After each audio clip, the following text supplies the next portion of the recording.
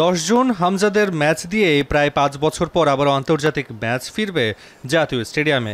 সে match আয়োজনেই ব্যস্ততা বাফুফের competition কমিটির।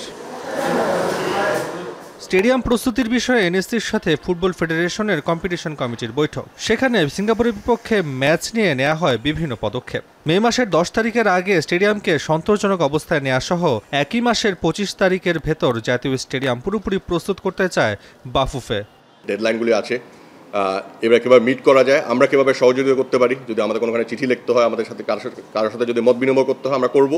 But আমাদের প্রক্রিয়া চলমান থাকবে যেন আমরা ডিসকাশনের মাধ্যমে কাজগুলি 22 তারিখের ভিতরে ইনশাল্লাহ শেষ করে মাঠকে রেডি করে ফেলতে পারি জুনের 10 তারিখের জন্য।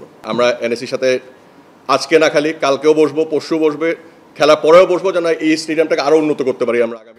বাফুফের বৈঠকে প্রাথমিকভাবে বাংলাদেশ সিঙ্গাপুর টিকেটের দরদাম নিয়ে আলোচনা হলেও দাম প্রকাশ করেনি কমিটি। তবে জানায় মোট 18,300 টিকিট বিক্রি করার সিদ্ধান্ত নিয়েছে ফুটবলের নিয়ন্ত্রক সংস্থা। ফ্রি কোনো টিকিট দেওয়া হবে না কাউকে, আমরা সবাইকে সেল করব, সবাইকে একই মর্যাদা দিব, সবাইকে ইকুয়ালভাবে ট্রিট করব। But category wise pricing set হবে, ক্যাটাগরি ওয়াইজ টিকিট সেল হবে। আর কীভাবে সেল করবো ওইটা আমাদের একটু মত বিনিময় করতে হবে। আমরা আপনাকে বলে দিতে পারছি যে গ্যালারিতে 18,300 সিট অ্যাভেলেবল থাকবে।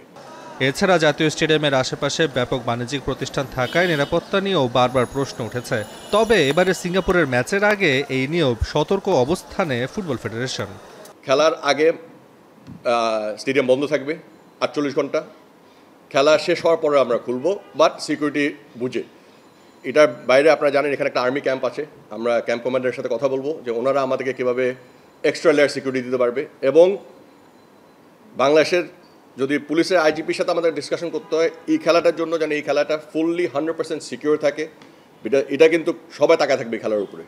আগামী 10 জুন দেশের মাটিতে প্রথম ম্যাচ খেলতে নামবে হামজা, তাই সেই ম্যাচকে আকর্ষণীয় করে তুলতে প্রস্তুতি নিচ্ছে বাফুফে। তবে আপাতত স্টেডিয়াম প্রস্তুত করাটাই মূল চ্যালেঞ্জ সংশ্লিষ্টদের কাছে। তাসওয়া নাফি, এখন, ঢাকা।